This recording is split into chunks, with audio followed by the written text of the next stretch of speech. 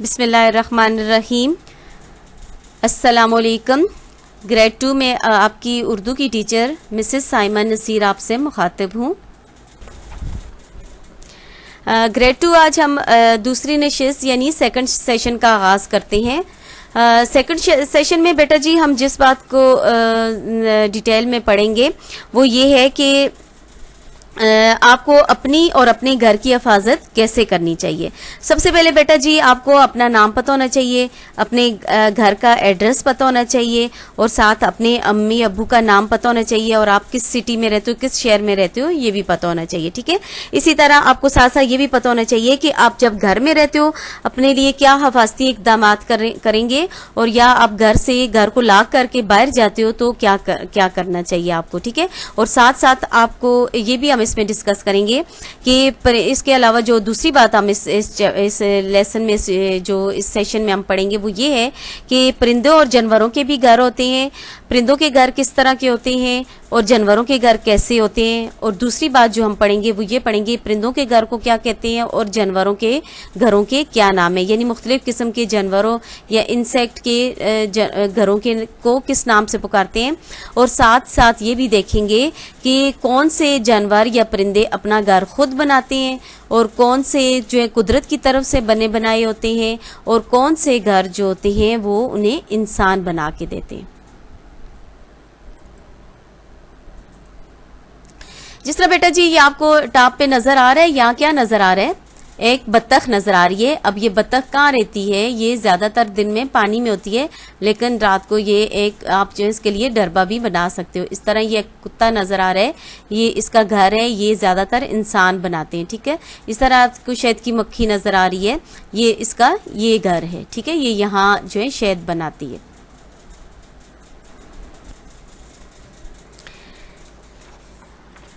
बेटा जी सबसे पहले आप यहाँ आ जाएं सफ़ा नंबर 45।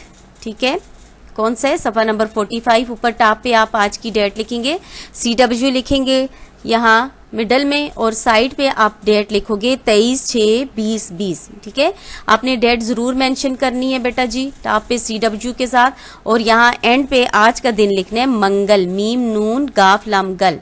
ठीक है, ये क्या है, क्या लिखा हुआ है, क्या है, साइन किसका है, क्वेश्चन मार्क का, यानी सवालिया निशान। ये क्या है, सवालिया निशान।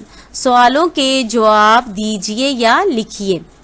सवाल नंबर 1 है, आपके ख्याल में घोंसला बनाना चिड़ियों को किसने सिखाया।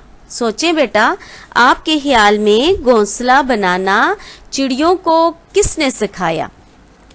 किसने सिखाया, आपने सिखाया, मैंने सिखाया, नहीं, किसने, अल्लाह ताला ने, कुदरत की तरफ से ये होता है। यहाँ आप इसका जवाब यही आगे लाइन ड्रा करें और यहाँ लिखेंगे अल्लाह ताला ने या कुदरत ने। ठीक है, दोनों बातें ठीक है, आप अल्लाह ताला भी लिख सकते हैं और कुदरत ने, ये भी ठीक है। सवाल नंबर 2 पे आ जाए बेटा जी, इन अल्फाज को तरतीब से लिखिए। क्या करना है आपने, इन अल्फाज को तरतीब से लिखना है। मेरे साथ पढ़ें, अंडे दिए। ठीक है, बच्चों ने उड़ना सीखा। ठीक है, नंबर 3 है घोंसला बनाया। नंबर 4 है बच्चे निकले। अभी इनको आपने तरतीब देना है। ये कितने जुमले, कितने अल्फाज हैं, 4 हैं। सबसे पहले उन्होंने पूछा हुआ है पहले क्या किया, पहले अंडे दिए, उड़ना सीखा, घोंसला बनाया या बच्चे निकले। ठीक है, पहले क्या किया, घोंसला बनाया। अंडे भी दिए लेकिन अंडे बाद में दिए, क्योंकि घोंसला नहीं बनो तो अंडे गिर जाएंगे, दरख्त के ऊपर से टूट जाएंगे, या किसी जैसे इस चिड़िया ने दरख्त दीवार की एक सुराख में बनाया था अपना घोंसला, उसमें अंडे दिए थे। लेकिन अगर अंडे जो है वो उस घोंसले के ऊपर ना बनाती तो वो टूट जाते। ठीक है, सबसे पहले क्या हुआ, सबसे पहले क्या किया, यहाँ आपने लिखना है घोंसला बनाया। यहाँ पूरा ये पूरा इनके अल्फाज लिखे, घोंसला और बनाया यहाँ लिखना है। ठीक है, फिर क्या किया, दोबारा सवाल पूछा जा रहा है। फिर चिड़ियों ने अंडे दिए, यहाँ क्या लिखना है, अंडे दिए। नंबर 3 है उसके बाद क्या हुआ, ठीक है। फिर क्या हुआ था, बच्चे निकले, ये नंबर 3 आपने यहाँ लिखने, 3 का आंसर है। फिर आखिर में क्या हुआ, सवाल नंबर 4 है, आखिर में क्या हुआ, आखिर में क्या हुआ, बच्चों ने उड़ना सीखा। समझ आ रही है आपको? ये 1 2 3 4 के हिसाब से आपके आंसर के ऊपर नंबर लिखे हुए हैं, आपने उसी तरह इनमें ये आंसर आपने यहाँ लिख लेने हैं, ठीक है। नीचे आ जाए बेटा जी, लिखा हुआ लिखिए और तस्वीर बनाइए। ये आप स्किप लिख दो इस पे, क्योंकि थोड़ा सा मुश्किल हो रहा है आपके लिए, तो इसलिए आप इसको छोड़ दो, ठीक है। ये नीचे जो है ये आपका प्रोजेक्ट है, प्रैक्टिकल है, लेकिन ये भी आप छोड़ दें कि तिनकों की मदद से घोंसला बनाएं, फिर रुई की मदद से अंडे और गत्ते काट के आपने चिड़िया और चिड़ा बनाना है, ये भी आप छोड़ दें, ठीक है। आपने ये दोनों क्वेश्चन स्किप कर देने हैं, आपने सिर्फ पहला क्वेश्चन करना है, पहला सवाल करना है, ओके। अगला सफ़ा है बेटा जी, सफ़ा नंबर 46। यहाँ ऊपर सबसे पहले आप CW लिख के और साथ आज की डेट 23/6/2020 लिखें। यहाँ क्या बताया गया है, यहाँ ये बताया गया है कि आप अपनी और अपने घर की हिफाजत कैसे करनी चाहिए आपको, आप कैसे करते हो, ठीक है। अल्लाह ताला से अपने और आपको हर मुसीबत और बुरी बातों से बचाव की दुआ करते रहिए। समझ आ रही है बेटा जी मेरी बात? गुड। अपनी हिफाजत के लिए कुछ बातों का ख्याल ज़रूर रखिए, ठीक है। ये जो बातें बेटा जी आप नीचे पढ़ेंगे, आपने ये बातें माइंड में रखनी है, इनको याद भी रखना है और इनको पर अमल भी करना है, खुद भी करने हैं, अपने बड़े बहन भाइयों को भी बताने और अपने छोटे बहन भाइयों को भी बताने और अपने दोस्तों को भी बताने हैं कि आप जब घर के अंदर हो क्या करना है और जब घर के बाहर हो तो आपने क्या करना है। सबसे पहले जो आपको बात याद रखने की है, बहुत इम्पॉर्टेंट है, बहुत ज़रूरी है, वो क्या है, अपने घर का पता याद कीजिए और लिखने की मशक कीजिए। मशक क्या होता है, प्रैक्टिस कीजिए। सब बच्चों को अपना नाम पता हो और अपने घर का एड्रेस जरूर पता हो, ठीक है। आपका नाम क्या है बेटा जी, यहाँ आपने अपना नाम लिखना है। आपके फादर का नाम, वालिद का नाम क्या है, यहाँ वालिद का नाम लिखना है। मकान नंबर क्या, आप किस हाउस नंबर में रहते हो, कौन सा मकान नंबर है, यहाँ लिखना है।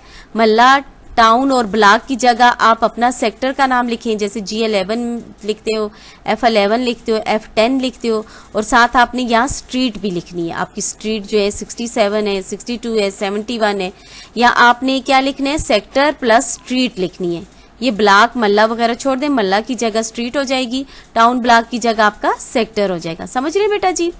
यहाँ शहर है सब इस्लामाबाद लिखेंगे और मुल्क है सब पाकिस्तान लिखेंगे। आप सबको लिखना आता है, अपने खुद लिखने की प्रैक्टिस करनी है। पा किस, काफ, सीन किस, ते अलिफ ता नून, ठीक है। अभी जो बातें आपने याद रखने की हैं, यहाँ लिखा हुआ पढ़िए और याद रखें, वो ये हैं, ठीक है। सबसे पहले आपने क्या बात याद रखनी है, अपना, अपने अब्बू, अम्मी, बड़ी बहन या बड़े भाई में से किसी का भी आपने फ़ोन नंबर याद करना है। क्या करना है, में से किसी का फ़ोन नंबर याद कीजिए, जो कि बहुत ज़रूरी है। आपको ज़बानी याद होना चाहिए घर में किसी भी बड़े का फ़ोन नंबर, ठीक है। समझ आ रही बेटा? दूसरी बात क्या है, नंबर 2, अपने घर का पता और फ़ोन नंबर किसी अजनबी को ना दें। कोई अननोन पर्सन पूछे, कोई अजनबी पूछे जिसको आप जानते न हो। अजनबी क्या होता है बेटा जी, जिससे आप वाकिफ न हो, आप जानते न हो, उसको ना आपने फ़ोन नंबर देना है, ना घर का एड्रेस बताना है, पता बताना है। पता क्या होता है, घर का एड्रेस, ठीक है। तीसरी जो बात आपने याद रखनी है बेटा जी, वो ये है, घर के बाहर का दरवाज़ा खुला ना रहने दीजिए। समझ आ रही है? ये आजकल बहुत ख़तरा है कि आपने बिल्कुल घर का दरवाज़ा, जो बड़ा गेट होता है, मेन गेट होता है, वो आपने बंद रखना है और कभी भी खुला नहीं छोड़ना। अक्सर चोर जो है पिस्टल लेके, पिस्तौल लेके आ जाते हैं और फिर आपको वो आपके घर का सारा सामान लूट के ले जाते हैं, आपको पिस्टल दिखा के, पिस्तौल दिखा के, ठीक है।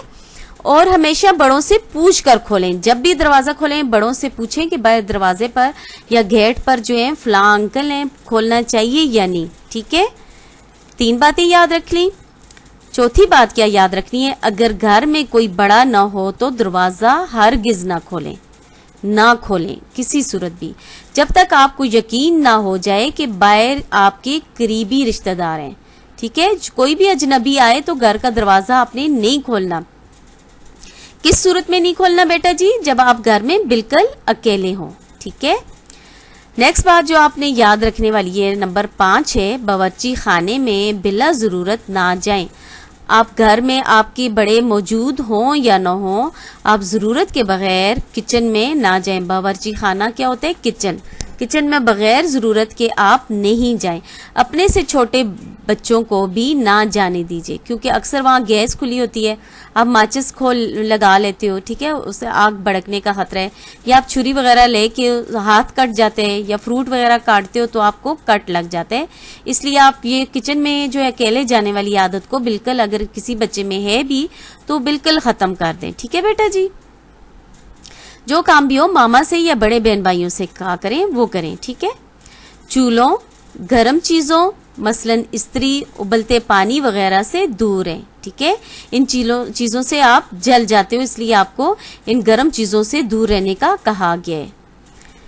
नेक्स्ट है, बिजली के गैर ज़रूरी बल्ब, ट्यूबलाइट्स बंद कीजिए। ठीक है, जो आपको ज़रूरत नहीं है, जिस रूम में आप बैठे नहीं हुए, उन बल्ब और ट्यूबलाइट्स को बंद कर देना चाहिए। आखिरी जो बात याद रखने की है बेटा जी वो ये है, घर से निकलते वक्त देखिए कि चूल्हे, लाइट्स और पानी के नल बंद हैं।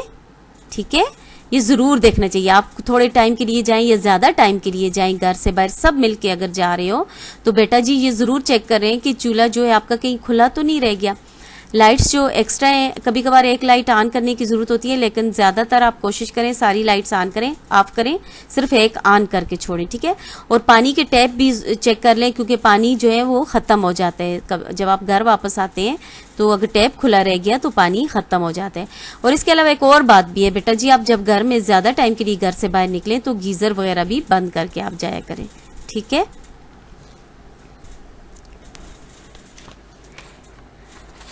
बेटा जी नेक्स्ट पेज जो है ये है 47।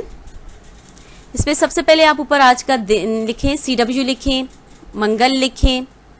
ठीक है, और साथ यहाँ आज की डेट 23/6/2020 लिखें। यहाँ हम जो पढ़ने जा रहे हैं वो हैं जानवरों के घर। क्या पढ़ रहे हैं? जानवरों के घर। जिस तरह बेटा जी आपका घर होता है, इसी तरह जानवरों और परिंदों के भी घर होते हैं। ठीक है, ये भी घर में रहते हैं, घरों के बगैर नहीं रहते। परिंदों और जानवरों के भी घर होते हैं। समझ आ रही है आपको मेरी बात? गुड।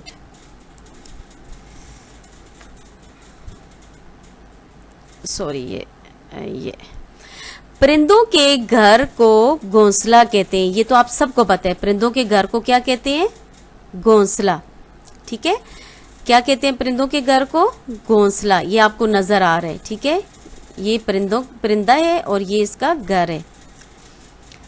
शेर के घर को खचार कहते हैं। ठीक है, ये शेर का घर है। सांप और चूहे के घर को बिल कहते हैं। ठीक है, सांप और चूहे के घर को क्या कहते हैं? गुड, बिल कहते हैं। कुछ परिंदे पिंजरे में भी रहते हैं। ठीक है, जैसे आप घर में बेटा जी अक्सर जो है वो परिंदे रखते हो, उसको पिंजरे में रखते हो। जैसे तोता रखते हो, अक्सर उसको पिंजरे में रखते हो। चिड़िया पालते हो। ठीक है, सॉरी ये ऊपर वाला मिस हो गया था, इसको मैं आपके लिए फिर पढ़ लेती हूँ। गुलेरी और खरगोश खो में रहते हैं। ये दोनों कहाँ रहते हैं? खो में रहते हैं। ठीक है, खो क्या होता है? ये नीचे देखें, आपको नजर आ रहा है, इस तरह का सुराख होता है। यानी ये अपने पाँव से खरगोश को, आपने अक्सर जिनने खरगोश घर में पाले हुए हैं बेटा जी, आपको पता है कि खरगोश जो हैं वो अपने पाँव से इस तरह का होल बना लेते हैं। इवन ये अपने छोटे बच्चों को भी जो है इसके अंदर दबा लेते, ऊपर मिट्टी डाल लेते हैं। ठीक है, खरगोश के घर को और गुलेरी के घर को क्या कहते हैं? खो।